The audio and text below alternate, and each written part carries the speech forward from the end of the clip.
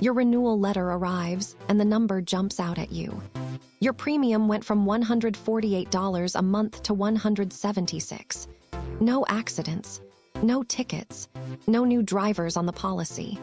You didn't change, so why did your price? Here's the uncomfortable truth most people never hear. The majority of auto insurance increases have very little to do with your driving record.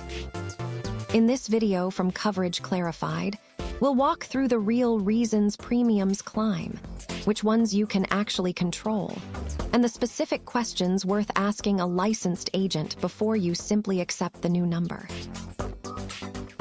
The biggest driver of rate increases is the cost of claims across your whole insurance company, not your personal file. Think about what a fender bender costs today. A bumper that was once a $400 part can now run well over $1,500 because it houses cameras and radar sensors that need recalibration after any impact. Medical costs from injury claims have climbed too, and so have used car values, which raises what insurers pay on total losses. When the average claim gets more expensive, insurers typically spread that cost across every policyholder, including the ones who never file anything.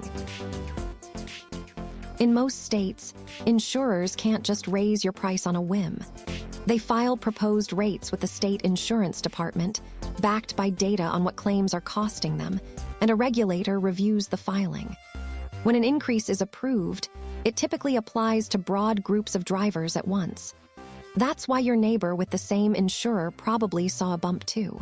It also means the increase often lands at renewal time, not mid-policy. Most policies lock your rate for the policy term, usually 6 or 12 months, so renewal is when the new math shows up on your bill. Some increases do trace back to you, just not to your driving.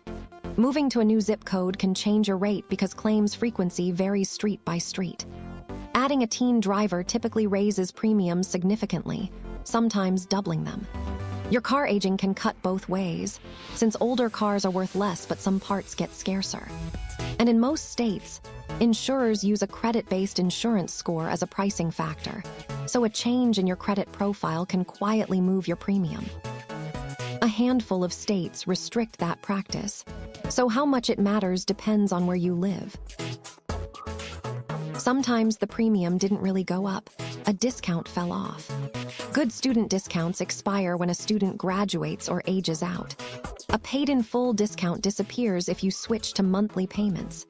Bundling discounts can shrink if you moved your home or renter's policy elsewhere. Even a claims-free or violation-free discount can vanish over a small comprehensive claim you forgot about, like a windshield replacement. Before assuming the worst, it's worth asking your agent for a line-by-line comparison of this year's discounts against last year's. That 5-minute conversation sometimes recovers real money. You have more leverage than you think, just not where most people apply it. First, shop your coverage every year or two, because loyalty is not consistently rewarded in this industry, and quotes are free.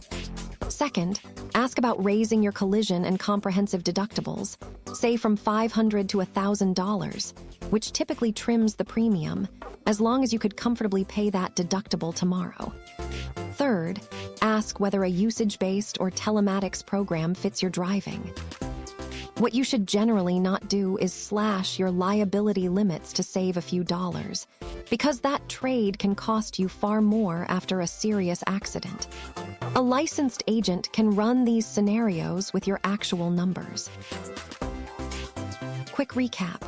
Most rate increases come from rising claim costs across the industry, approved through state rate filings, not from anything you did.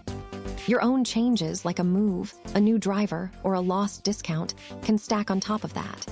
Your best moves are to shop regularly, review your discounts line by line, consider a higher deductible you can actually afford, and keep your liability limits strong. Check your own policy and talk to a licensed agent about your specific situation. If this cleared things up, subscribe for more plain English insurance explanations, and we'll see you in the next one.